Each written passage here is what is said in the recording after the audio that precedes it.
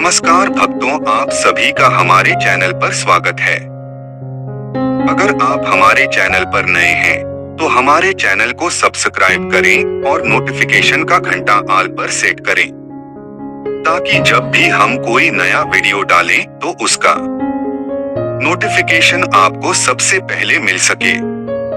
आज हम आपको 7 भाई और उनकी एक बहन की कहानी सुनाएंगे। तो चलिए शुरू करते हैं आज की कहानी। भक्तों, बहुत समय पहले की बात है। किसी गांव में एक परिवार था और उस परिवार में 7 भाई अपनी एक बहन के साथ रहते थे। उनके माता पिता नहीं थे। यह उस समय की बात है जब लोग जंगली जानवरों का शिकार करते थे तथा औरतों का काम घर परिवार और बच्चों को संभालना होता था।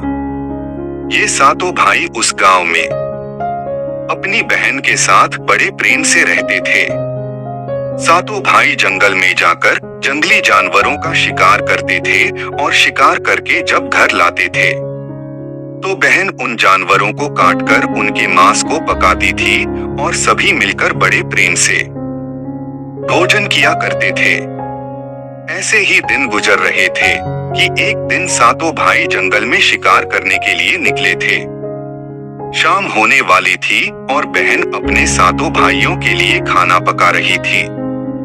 जब वो चाकू से हरी सब्जियों को काट रही थी तभी चाकू के तेज धार से एक अंगुली कट गई।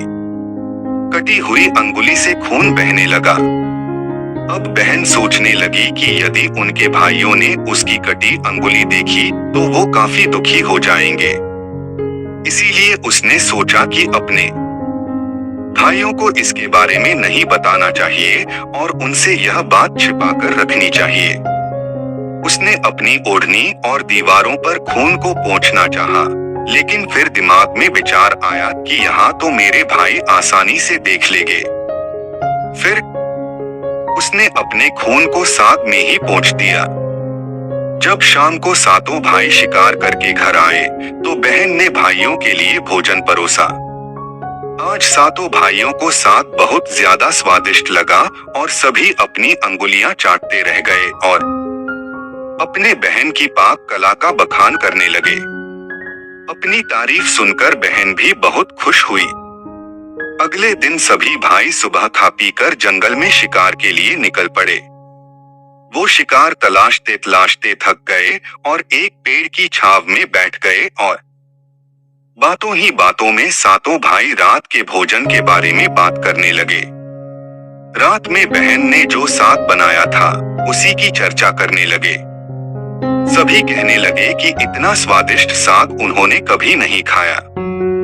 7 भाइयों ने विचार किया कि आज इसके बारे में अपनी बहन से जरूर पूछेंगे और जानकर रहेंगे कि साग में उसने ऐसा क्या मिलाया कि साग इतना स्वादिष्ट बन गया।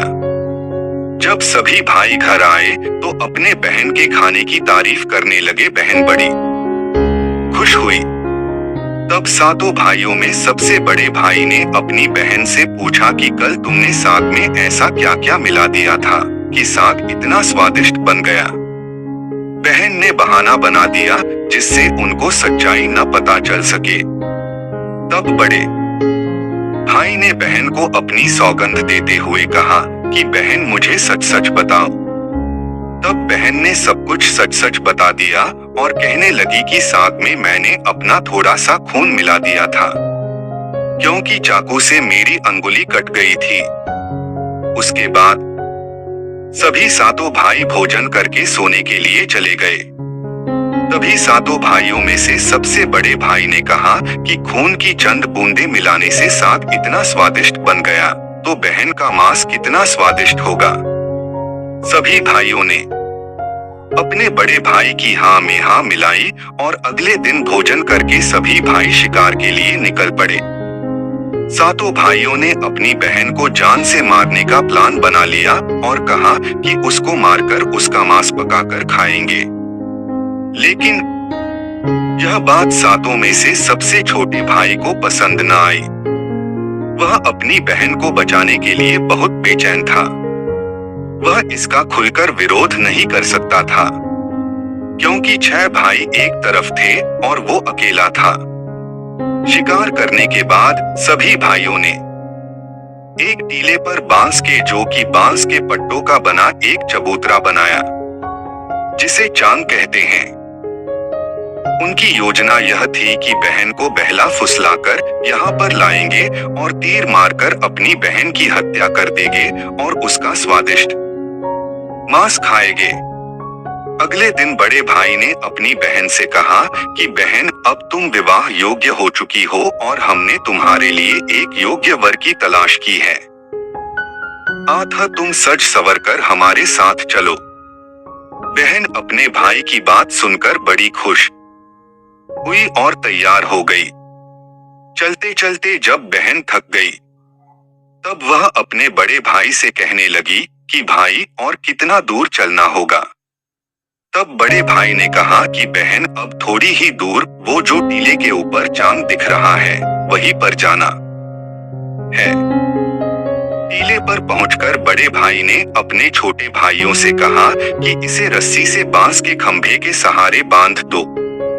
सभी भाई मिलकर अपनी बहन को रस्सी से बांधने लगे। बहन बहुत असहाय थी और अपने सभी भाइयों को हत्यारे की नजर से देख रही थी और वह ईश्वर से कहने लगी कि हे भगवान, ये मेरे सभी भाई मेरे खून के प्यासे हैं। ऐसा कोई भाई नहीं है जिसके दिल में मेरे प्रति सराहना हो। ये सुनकर सबसे छोटे भाई का मन द्रवित हो गया, लेकिन वो बेचारा अकेले कर भी क्या सकता था। वह मजबूर था क्योंकि 6 भाई बहन को मारने के पक्ष में थे। बहन को बांधने के बाद बड़े भाई ने अपने सभी भाइयों को बाण से मारने का आदेश दिया। जब बड़ा भाई सबसे पहले धनुष से बाण मारने के लिए चला तो बहन अपने बड़े भाई के सामने हाथ जोड़कर करुण स्वर में कहने लगी कि मारो मारो भाइयों। छाती में लक्ष्य करके बड़े भाई ने कठोरता से बाण चलाया, लेकिन उसका तीर सही निशाने पर नहीं लगा। अब दूसरे भाई की बारी थी। उसने भी बहन को मारने के लिए धनुष बाण उठाया। उसक सामने भी बहन हाथ जोड़कर वही करुण स्वर गाने लगी। दूसरे भाई का भी निशाना विफल हो गया।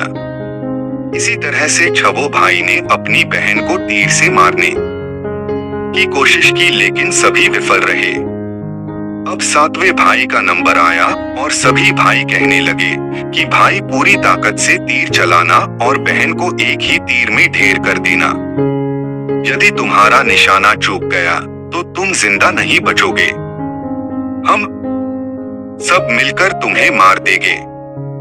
बहन ने अपने छोटे भाई की जान खतरे में देखी तो अपने भाई की जान बचाने का उसने निश्चय किया और वह ईश्वर से प्रार्थना करने लगी कि हे ईश्वर, मेरे भाई का तीर मेरी छाती भेदने में सफल हो जाए। और वह फिर करुण गीत गाने लगी कि मारो मारे भैया छाती में लक्ष्य करके, छाती में लक्ष्य करके तेरा तीर मेरी छाती भेद जाए। मारो मारो भैया छाती में लक्ष्य करके मारो। छोटे भाई ने तीर चलाया और उसका तीर बहन के मर्म पर जा लगा। वह दर्द से तड़पने लगी और कुछ देर छटपटाने के बाद उसके शरीर से प्राण निकल गए। बहन के मरने के बाद सभी 6 भाई बहुत खुश हुए, लेकिन 7वां भाई बिल्कुल भी खुश नहीं था। सभी भाइयों ने मिलकर बहन के शव को चांद से नीचे उतारा। उसके बाद 6 भाइयों ने बहन के शरीर के बोटी बोटी करके काट डाले और बड़े भाई ने अपने सबसे छोटे भाई को जंगल से लकड़ी और पानी लाने का आदेश दिया। छोटा भाई लकड़ी को डोट पानी के साथ साथ कुछ मछली और केकड़ा भी लेकर आया था। वह अंदर ही अंदर बड़ा दुखी था। उसके सभी भाई बहन का मांस बड़े चाव से पका रहे थे। वह अपनी बहन का मांस नहीं खा पाएगा। यदि उसने ऐसा किया तो उसके सभी भाई मिलकर उसे गालियां देंगे। उसने मांस पकाते समय चुपके से केकड़े और मांस आग में डाल दिया और अपने खाने का जुगाड़ कर लिया। चावल और मांस तैयार हो गया था। जमीन पर केले के पत्ते बिछाकर उसमें सबके लिए खाना परोसा गया। छोटे छोटे भाई ने बैठने से पहले अपने स्थान पर एक छोटा सा गड्ढा खोद लिया था। उसने केले के पत्ते में परोसे गए बहन के मांस को उस गड्ढे में डाल दिया तथा मछली और भात खाने लगा। बाकी छवो भाई अपनी बहन की हड्डियां चबाने लगे तो छोटा भाई केकड़ा चबाने लगा। भोजन करने के बाद बड़े भाई के कहने पर छोटे भाई ने सबका बचा हुआ जूठा साफ किया और बहन की बची हुई हड्डियां और उनके अन्य भाग जैसे कि सिर, नाखून, पंजे सबको इकट्ठा करके उसी गड्ढे में डाल दिया और ऊपर से मिट्टी डाल दी। कुछ समय पश्चात उसी स्थान पर बांस का एक पौधा उगाया। धीरे धीरे उस स्थान पर बांसों का एक झुरमुट बन गया। एक बार उसी स्थान पर एक संत आए और उसी बांस के झुरमुट तले छुपकर मल त्याग करने लगे। उसी समय आकाशवाणी हुई कि संत दुर्गंध आ रही है, संत दुर्गंध आ रही है। बार बार यही आकाशवाणी हो रही थी। तो संत ने झटपट उस स्थान को साफ कर दिया और उन्होंने झुरमुट में से एक बांस काट लिया और उसकी बांसुरी बना ली और उस बांसुरी को बजाकर लोगों के घर भिक्षा मांगने जाया करते थे और बदले में बहुत सारा उपदेश देते थे। एक दिन की बात है कि संत उसी गांव में उसी बड़े भाई के द्वार पर चला गया। तब छवो भाई का विवाह हो चुका था और सातवें भाई का विवाह अभी नहीं हुआ था और वो अकेला और अलग रहता था। जो ही संत ने बड़े भाई के आंगन में कदम रखा उसी समय बांसुरी बोल उठी कि नहीं बाजोरे, बांसुरी यही है दुश्मन सबसे बड़ा। बड़े भाई के घर नहीं बाजोरे बांसुरी, दया प्रेम सब छोड़कर रिश्ते में यही दाग लगाया है। नहीं बाजोरे बांसुरी यही दुश्मन है सबसे बड़ा। बड़े भाई के घर नहीं बजोरे बांसुरी।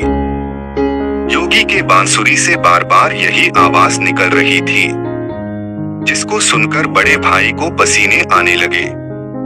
उसने अपनी पत्नी से योगी को तुरंत भिक्षा देकर विदा करने को कहा। ऐसे करके संत सभी छवो भाइयों के पास गए। सभी के सामने यह बांसुरी वही गीत गाने लगती। सभी भाइयों ने अपनी पत्नी से भिक्षा दिलवाकर उस संत को अपने द्वार से विदा कर दिया। उसके बाद संत सबसे छोटे भाई के द्वार पर पहुंचते हैं। वह अकेला रहता था और सबसे अलग हो गया था। जैसे संत सातवें भाई के द्वार पर पहुंचते हैं वैसे ही बांसुरी बोल उठी, बाजो रे बाजो बांसुरी मेरे सबसे छोटे भाई के घर। मन की बात मन में छुपाकर युग युग से रखा है अंतर में। बाजो रे बांसुरी यही है मेरे सबसे प्यारे भाई का घर। योगी के बांसुरी से यह प्यारा संगीत सुनकर छोटे भाई ने उस संत का अपने घर में स्वागत किया और संत को बैठने को कहा।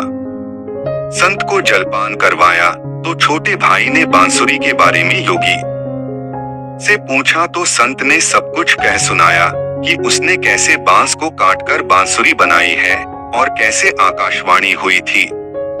छोटे भाई ने संत से विनती की कि वह इस बांसुरी को मुझे दे दें। यह सुनकर संत ने उसे बांसुरी सौंप दी।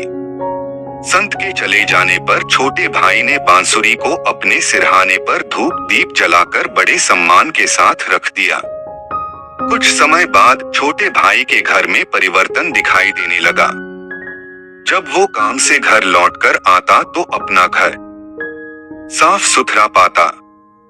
जब रोज रोज उसके गैर मौजूदगी में उसके घर की सफाई होने लगी तो वह अपने भाभियों से जाकर पूछने लगा कि हमारे गैर मौजूदगी में क्या आप लोग हमारे घर की साफ सफाई करते हैं? तो सभी ने कहा कि हमें अपने काम से फुर्सत नहीं मिलती है, तो हम तुम्हारे घर पर साफ सफाई करने के लिए क्यों आएंगे? यह सुनकर छोटे भाई ने यह निश्चय किया कि वो आज छुप कर देखेगा कि उसकी गैर मौजूदगी में उसके घर की साफ सफाई कौन करता है। इसीलिए छोटा भाई काम पर नहीं गया और घर में छुपकर देखने लगा। घर सुनसान होने पर जिस स्थान पर उसने बांसुरी स्थापित की थी उसी बांसुरी में से उसके बहन के शक्ल की एक लड़की निकलती है। उसके घर का सारा काम करके उसी बांसुरी में समा जाती है। यह सब देखकर छोटे भाई को अपनी आंखों पर विश्वास नहीं हुआ। उसके बाद उसने यह बात अपनी बड़ी भाभी को बताई। तो बड़ी भाभी ने अपने छोटे देवर को समझाया कि जैसे ही लड़की बांसुरी से बाहर निकले तुम उस बांसुरी को आग के हवाले कर देना। उसके बाद उस पर तुलसी जल छिड़क देना, फिर देखना कि क्या होता है। छोटे भाई ने अपनी बड़ी भाभी के कहे मुताबिक सारा काम किया।